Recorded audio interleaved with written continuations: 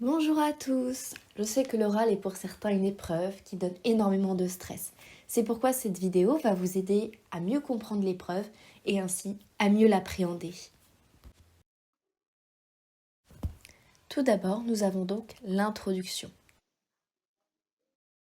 Dans cette introduction, il faut donner le titre de l'œuvre, l'auteur, le genre, le contexte de publication, le mouvement général et bien entendu les enjeux.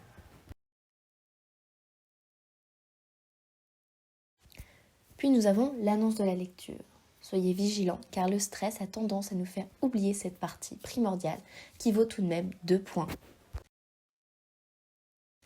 Il faut donc faire attention à bien articuler, à lire calmement, à faire attention au ton, à avoir un volume sonore correct et surtout faire attention à la ponctuation. Vient ensuite la problématique. La problématique doit être en lien avec le texte et aide à la conclusion, mais elle n'est pas obligatoire. De ce fait découle le plan. Ce plan n'est pas obligatoire puisqu'il suit la problématique. De plus, il ne faut pas oublier la linéarité du texte. Puis, la partie la plus redoutée de l'épreuve, l'explication linéaire. L'explication linéaire, tout d'abord, nous avons les procédés, dont les procédés systématiques. Dans ces procédés systématiques, nous avons les champs lexicaux, l'énonciation, les figures de style, le rythme, la ponctuation, le type de phrase, les temps et modes verbaux, les formes qui peuvent être en prose ou en vers, et le niveau de langue. Et bien sûr, pour corser l'exercice, il n'y a pas que les procédés systématiques, il y a les procédés en fonction du genre du texte, avec tout d'abord les textes argumentatifs, avec thèse, connecteur logique, argument, type de raisonnement. Puis nous avons les textes théâtraux, les didascalies externes et les didascalies internes. Vient ensuite les textes narratifs, avec la focalisation, les points de vue narratifs, la description et les portraits. Et enfin, les textes poétiques, avec les rimes, les vers et les strophes.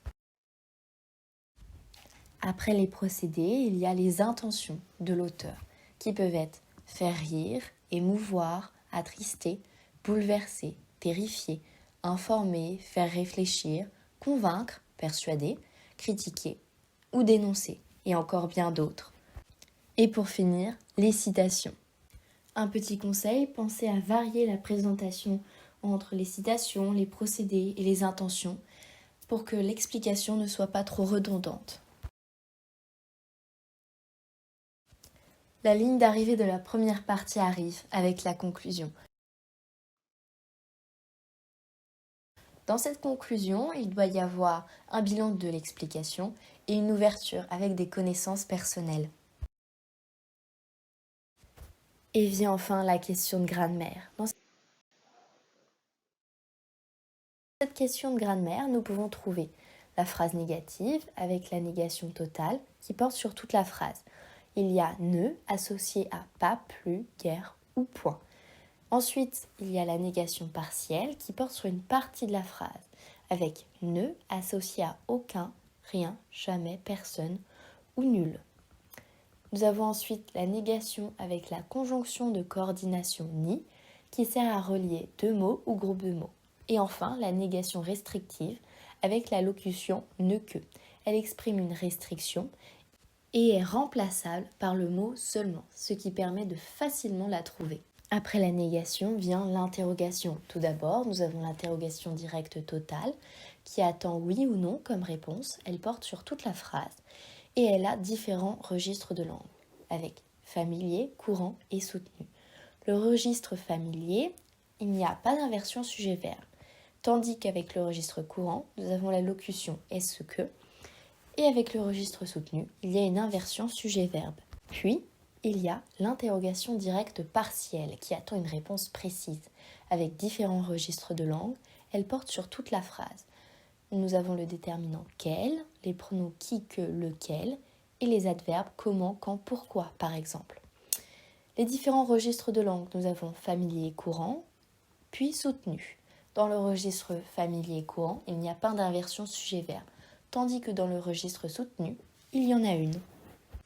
Et ensuite, il y a l'interrogation indirecte totale, qui attend oui ou non comme réponse. Elle est introduite par la subordonnée interrogative indirecte si et n'a pas d'inversion sujet-verbe. Et enfin, l'interrogation indirecte partielle. Elle attend une réponse précise. La subordonnée est introduite par des pronoms tels que qui, que, lequel, des adverbes, comment, pourquoi, ou encore des déterminants comme quel. Et vient ensuite la subordonnée conjonctive, qui vient apporter une information supplémentaire sur la phrase analysée avec une relation logique de temps, de cause, de conséquence, de condition, de but, de concession ou d'opposition, d'hypothèse ou encore de comparaison. Cette subordonnée conjonctive est introduite par une conjonction de subordination telle que lorsque, parce que, tant que, pour que, si, bien que, avant que ou encore comme. Petit conseil qui peut vous faire gagner des points, pensez à bien analyser toute la question et non à seulement donner une simple réponse. J'espère que cette vidéo vous aura aidé, alors surtout n'oubliez pas de liker, d'activer la cloche pour ne pas manquer la prochaine vidéo et de commenter.